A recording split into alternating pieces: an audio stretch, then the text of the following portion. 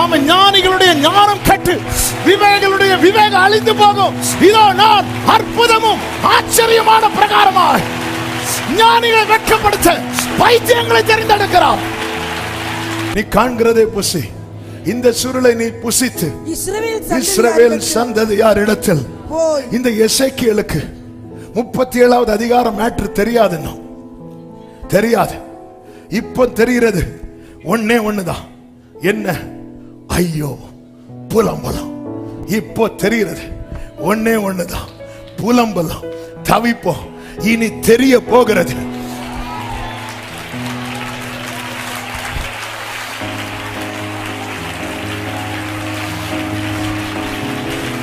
உனக்கு இன்னைக்கு தெரியுதில்ல, இது அல்ல, இனி தெரிய போகிறது.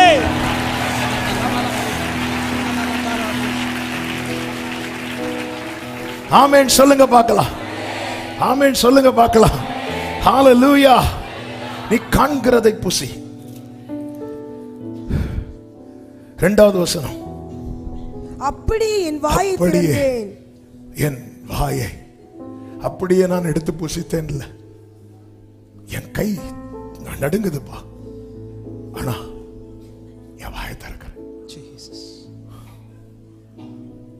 அப்பொழுது அவர் அந்த சுருளை எனக்கு ஊற்றுறாரு.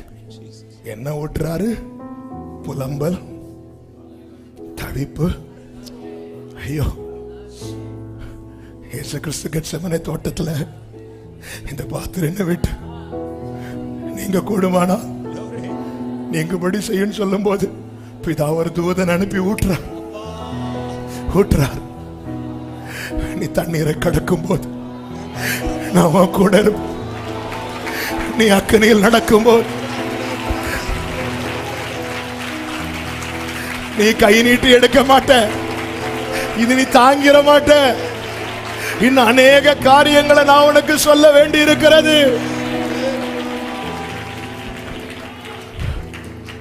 இப்போ புசிக்கிறார்.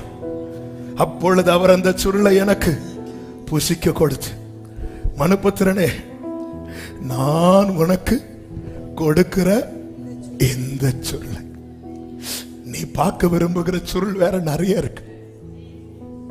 நீ ஏசாயா 54 பார்க்க விரும்புற, ஆனா சொல்லிட்டேன், நான் ஏசாயா 53 உனக்கு கொடுப்பேன். நீ சங்கீதம் 23 பார்க்க விரும்புற, நமக்கு 23 கொடுக்கப்பட்டது. இயேசுவுக்கு சங்கீதம் 22 கொடுக்கப்பட்டது. நமக்கு ஏசாயா 54 கொடுக்கப்பட்டது. இயேசுவுக்கு ஏசாயா 53 கொடுக்கப்பட்டது. ஏன்னா அவர் மத்தவங்க மாதிரி கிடையாது. அவர் நேசகுமாரன்.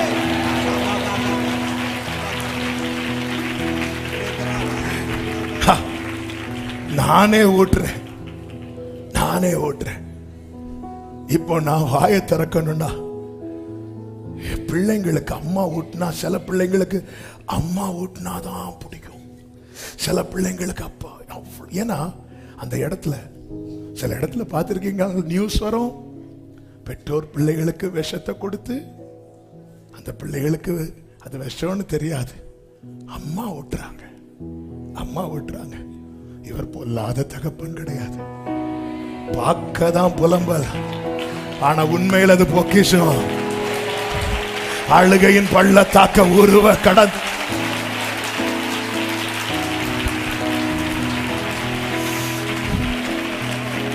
மனத்தாழ்மையா சொல்றேன். வேற ஆவியானோர் பேச வச்சிட்டு இருக்கிறார். இதை டச் பண்ணிட்டு அடுத்த வார்த்தைக்குள்ள போகதான் நான் தொடங்கினேன். ஆனா ஆவியானோர் எசேக்கியேல், இங்க சில எசேக்கியேலை கர்த்தர் பார்க்கிறார். இங்க சில, நீ ஏசாயா கிடையாது, நீ எரேமியா கிடையாது, நீ தானியேல் கிடையாது, நீ சகரியா கிடையாது, நீ மல்கியா கிடையாது, நீ எசேக்கியேல்.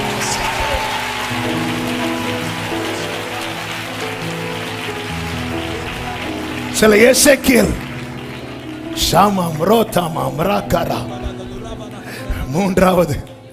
மூன்றாவது வசனம், மனுபுத்திரனே, நான் உனக்கு கொடுக்கிற இந்த சுருளை நீ உன் வயிற்றிலே உட்கொண்டு அதனால் உன் குடல்களை நிரப்புவாயாக.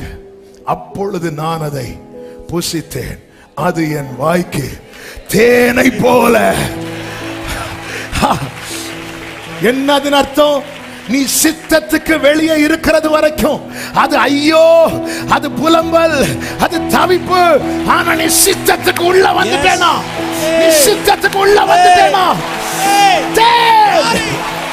அது நீ சித்தத்துக்கு வெளியே இருக்கிறது வரைக்கும். ஓ ஜீசஸ், கர்த்தருடைய சித்தத்துக்குள்ள கொண்டு வரார், அவருடைய சித்தத்துக்குள்ள கொண்டு வரார். Come on எசேக்கியேல், எசேக்கியேல், எசேக்கியேல், காலோண்டி நில், நான் உன்னோடு பேசுவேன்.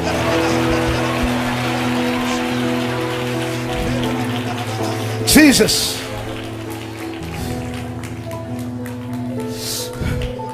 பதினாலாவது வசனம்.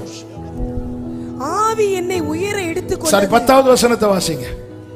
பின்னும் அவர் என்னை நோக்கி, பின்னும் அவர் என்னை நோக்கி, மனுபுத்திரனே, மனுபுத்திரனே, நான் உன்னுடனே சொல்லும் என் வார்த்தைகளை எல்லாம் நீ உன் செவிகளாலே கேட்டு, நீ உன் செவிகளாலே கேட்டு உன் இருதயத்தில் ஏற்றுக்கொண்டு நீ போய் சிறைப்பட்ட உன் ஜனத்தின் புத்திரரிடத்திலே சேர்ந்து அவர்கள் கேட்டாலும் கேளாவிட்டாலும் அவர்களோட பேசி கர்த்தராகிய ஆண்டவர் இன்னதை உரைக்கிறார் என்று அவர்களோட சொல் என்றார். நான் உன்கிட்ட சொல்றதெல்லாம் ஏத்துக்கோ. பாத்துட்டியா? சிலது உன்னால அக்செப்ட் பண்ண முடியாது. வாயத்தர நான் ஊட்டிடுறேன், விழுங்கிரு. சில மருந்த பிள்ளைங்க என்ன பண்ணுவாங்க தெரியுமா? விழுங்கிடுவாங்க. அதுக்கு முன்னாடி ஒரு வார்த்தையை சொல்லுகிறார். எசேக்கியேல் எசேக்கியேல்னே வந்துட்டு இருக்கு, அதனால இதை டச் பண்றேன். 7வது வசனம், இஸ்ரவேல் 6:7 5ல இருந்து நான் வாசிக்கிறேன். விளங்காத பேச்சும் கடின பாஷையும் உள்ள ஜனத்தண்டைக்கல்ல. 7வது வசனம், இஸ்ரவேல் வீட்டாரோவெனில் எனக்கு செவி கொடுக்க மாட்டோம். எனக்கே செவி கொடுக்க மாட்டேங்கிறாங்க, உனக்கு எப்படி செவி கொடுப்பாங்க? ஆனாலும் இதோ உன் முகத்தை அவர்கள் முகத்துக்கு எதிராகவும் உன் நெற்றியை அவர்கள் நெற்றிக்கு எதிராகவும் கெட்டியாக்கினேன். என்ன ஆண்டவரே, என்ன ஆண்டவர்? புரியலப்பா. என் ஃபேஸ் எக்ஸ்பிரஷனை எசேக்கியேலே நான் உன் ஃபேஸ்ல காட்ட வைக்கிறேன்.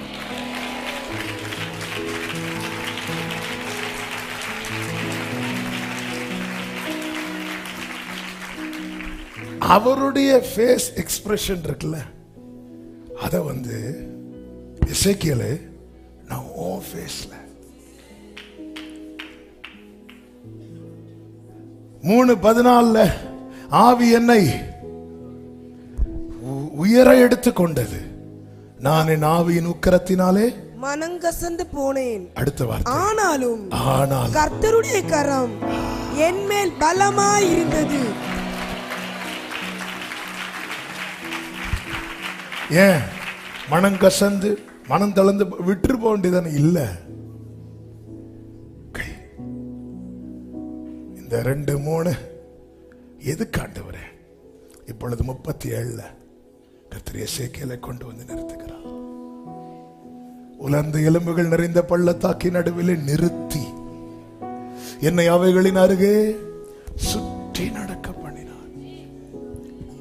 இதோ பள்ளத்தாக்கின் வெட்ட வெளியிலே அந்த எலும்புகள் மகா திரளாய் கிடந்தது, அவைகள் மிகவும் உலர்ந்ததுமாயிருந்தது. அவர் என்னை நோக்கி, மனுபுத்திரனே, இது உயிரடையுமா? எரேமியாட்ட இப்படி கர்த்தர் கேட்க மாட்டார், ஏசாயாட்ட கேட்க மாட்டார். அவங்கள்ட்ட எல்லாம் சொல்லுவார், அவங்க போய் என்ன செய்வாங்க? இப்போ ஒரு டிஸ்கஷன், இது உயிரடையுமா? நீ சொல்லு. இவன் சொல்றான், ஆண்டவரே எனக்கு ஒண்ணுமே புரியல, என்னை ஏன் நிக்க வச்சீங்கன்னு எனக்கு இன்னும் தெரியல. உங்க கைய பார்த்து ஆசையில் நீங்க கொடுத்ததை வாங்கிட்டேன். ஆமே, கரம் கூடவே இருக்கு. 3வது அதிகாரத்துல கூட இருக்கு, 37லயும் கூட இருக்கு, 47லயும் கூட இருக்கு, 57லயும் கூட இருக்கும், 67லயும் கூட இருக்கும், 87லயும் கூட இருக்கும், 107லயும் கூட இருக்கும். போதும், அதுக்கு மேல அங்க போயிருங்க. ஆமென். விட்டா நோவா மாதிரி 107 வரை தந்தாச்சு. அதுக்கப்புறம் 108.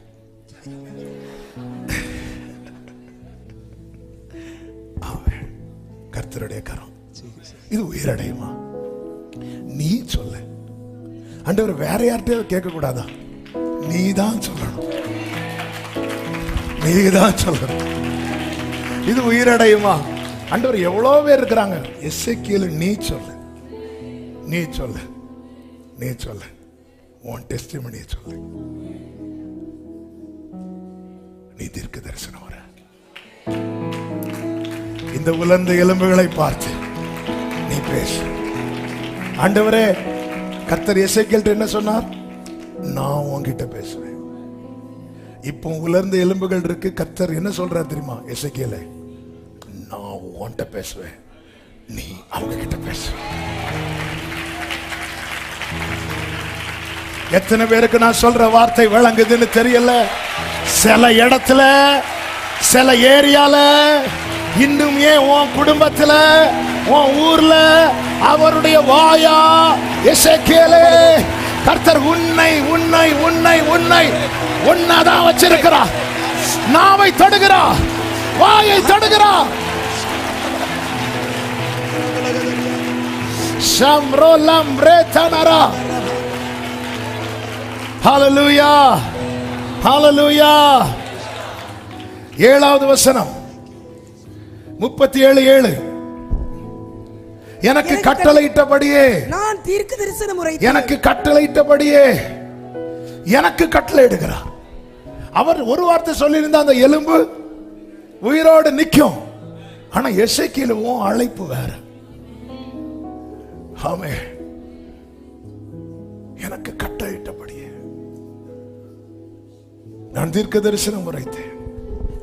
8வது வசனம், நான் பார்த்து கொண்டிருக்கேன். கைகளை உயர்த்தி ஆமென் சொல்லுங்க பார்க்கலாம்.